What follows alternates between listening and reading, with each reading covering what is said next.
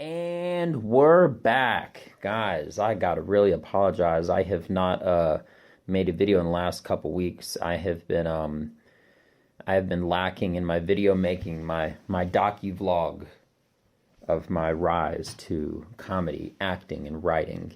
So what's been going on the last few weeks? On Friday, I did the comedy show that I was talking about at the VFW in Denton, Texas. It was a lot of fun. I did a 10-minute set. I believe that I did very, very well. And that's only affirmed from the different people that came up to me and told me how well I did. And, it's not that that's not nice to hear anything, but that's not really what motivates me. What really motivates me the most is striving to be the best and being excellent and creative and really separating myself. If there was 100 different comics or 100 different anything in a room, I really, part of what I do and part of who I am is to always set myself aside in a different way. And I think in a lot of ways, different is better for the right reasons.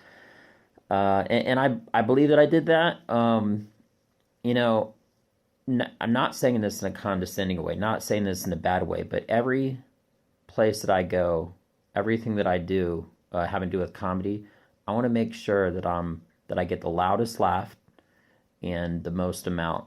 Maybe, and even if it's not the most amount, definitely the highest. Like if they're on a 1 to 10 scale, I've said this before, but I'll say it again. On a 1 to 10 scale, if they were laughs, 10 being the loudest laugh someone ever had in their whole lives, their whole life or whatever, and 1 being complete silence, I want it to be consistently the highest number possible for every single laugh. Because I do accents and I'm all over the stage and I'm acting out my jokes and I'm just talking like not just verbally but like physically, like with my body and everything like that. And my pitch, I speak low and then I speak high and then I get closer to the crowd and then further away from the crowd. I really want to set myself out, and I know I did that. But I was telling my wife something. It's kind of, it's not that easy to objectively evaluate yourself in a positive way, even if that is the fact, because it can come across as arrogant or cocky. And I'm not doing that. I promise. I promise you I'm not. But I felt that I performed according to what I want to do. I would say with my standards of my goal, that I met my goal, that I was the best, that I was better than everybody else. But that doesn't mean that I was better than everybody else as far as maybe the material or the audience or something. That's just for my standard. Now, if there were 10 people doing all the things that I did, well, then it'd be a lot harder to challenge. But in my opinion, the best to me is those criteria. So in short, I was the best for those reasons. I was the best because I was the most different. I was the best because I believe that I had the loudest laughs. I was the best because I think I had the most amount of laughs. But if the criteria were different, well, then it could have been somebody else. But those are my criteria, and I believe that was me. I didn't stay for everybody else. But again, I don't want that to come across as like a cocky or a bad or arrogant or something like that. I'm just saying my goal every single time is always to be the best in every single place that I perform at. And that means that I'm different than everybody else. I checked that box. I was louder than everybody else. I definitely checked that box. And I believe that I had the loudest laughs. I believe the most amount, but I'm just super analytical about everything that I do. So, and I feel like I'm looking very blue, by the way.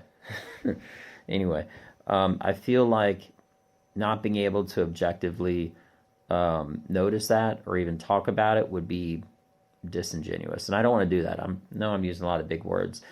So what's been going on lately? That's been going on. What else do we got? Uh, Sorry about that.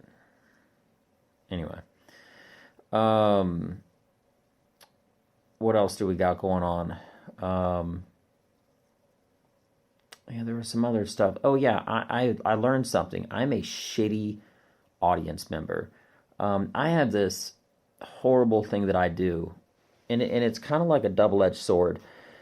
So when I go to see comedy, I think it's very disingenuous if people laugh at stuff that's not funny for me. And the reason why is because I need to know it works. That way I can build off of it and make it better. So I don't do that for other people. Like if I hear a guy, I don't give sympathy laughs, and that's not because I don't think they're funny. Well, that definitely would be one reason, but it's because I have to have like an emotional connection and a response with the joke to laugh. That's just, I'm always like amazed at just like the miracle, and it is like the scientific creation and everything. It's not just haha, it's funny. It's a laugh. The fact that you can actually like make an emotional response in somebody and have them open up their mouth and make the sound of a laugh, like ha ha ha ha. What is that? It's just such a weird thing, if you think about it. Getting deep on this one. But yeah, so I my wife, she made a comment to me that I always look like I'm bored when I listen to other comedians. That's kind of the case, and that's not, but it's not. It's not that I'm bored. It's just that I think I have a very select style um of thinking what is funny. I like a lot of dark humor. And I went to watch this comedy show. There were a couple people that said a couple of jokes that I thought were really, really funny, and I did laugh. But I think it's very disingenuous to give like a false positive. You know what I'm saying? And even if I'm not, that doesn't mean that the person wasn't funny. That just means that I don't like their sense of humor. Not that I dislike it, but uh just that I didn't think that stylistically their type of funny is what makes me laugh. And that's it. And there's nothing wrong with that, I mean, everybody has different styles of humor. But me, I kind of like roasting and making fun of people and making fun of myself and storytelling and all that stuff. I don't really do one-liners. There was this one guy, he was telling us some good stories. I wouldn't ever get into other people's jokes. But I really liked them. It was really, really good. And this other girl had this one joke. Oh my gosh, it was so funny. About like when you eat too much, basically like having to wear sweatpants. I just said I wouldn't talk about it, but I'm kind of riffing right now, more or less. So, but it was so funny. I just had a lot of good fun. It was a great experience. So next show that I have a show coming up. The new Big Mission is a comedy show for 10-minute set in Waco, Texas. I'm excited about doing that. I believe it's like June 16th. So I'll make sure to put out like an advertisement or something like that about it, just to, get myself out there more. I'm going to be working into getting into a comedy festival in Montana. It would be such a blessing. Um, I'm such a big critic about myself, and I always do in the Army. They do something called an after action report. I'm not really sure if they still do that. My buddy said they don't, but regardless, I do. So an after action report is basically saying like 3 good things and 3 bad things that you did. And I'm such a big critic of myself, and I'm so analytical. I already, I'm I'm such a perfectionist, and I always want to not just be the best. That I can easily find the negatives very quickly, and I really don't give myself credit for the positives, and I'm okay with that because the positives don't necessarily make me better. It's the negatives that do, so that I can constantly work on those negatives to make them positive. I want everything to be so perfect, and if I just say one word, one breath, one movement, one anything wrong, I completely beat myself up over it. But you know what? That's good, because that's what makes champions. I believe that you truly have to be obsessed And I didn't go to bed till midnight that night. Not because I did so poorly, but just because there was just a few things that I knew I could have done better at. I didn't do it. And I really do, obsess is such a strange word. I wasn't going to say I obsess over it. I know I do. But when you say the word obsess, it really has like a negative connotation, you know? Because in order to be the best, you got to be obsessed with it. In order to really in order to get wet, you got to jump in some water. You know what I mean?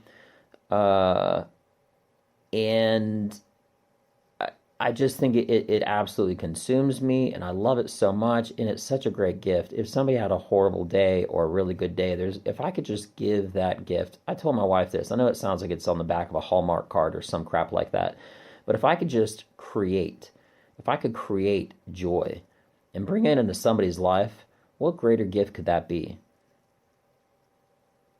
Aside from that, getting paid for it, that way I could do it full time. That would be the best. That would be the greatest gift. And that's what I'm working forward and working towards and everything like that. But what was I saying? Oh yeah, obsessed. So I had a buddy of mine make a comment about someone that he thinks is OCD, which means obsessive compulsive disorder. Well, honestly, I got to talk with that guy again. And the reason why is because I believe, Joe Rogan, he made a comment about, comedians have addictive personalities. I guess in that aspect, he would be talking about successful comedians, but he's also talked about that for successful people. So with that being mentioned, if there was a trait for people to use, it could be used in a negative light, but to be used in a positive way, I believe that obsessive compulsive disorder, OCD, it doesn't just have to be about cleanliness, or something like that, is the greatest number one trait. Keyword obsessive. If it's something positive, it's something that you want to make as your life goal. If it's something that you want to push yourself forward, if you want to push yourself towards that direction, I really believe that every accomplishment that you make, you have to use that momentum of that accomplishment into your next momentum and continue to push that next one. And once you get that next accomplishment done, you take the momentum of that next win and you push it towards your next one and on, and you don't stop. Ever. But what I'm saying about is OCD, if that's what it is, well, I'm not going to say that I'm OCD, but I will say I'm, because that has a negative light on it, but I am obsessed. And I do have a very addictive personality, but I use it for the right things. I use it for the positive things. So, I'm not just going to come and say that I'm OCD, but I will say that I'm obsessed. Strictly, again, just getting it out for the reason that it's kind of like a negative thing.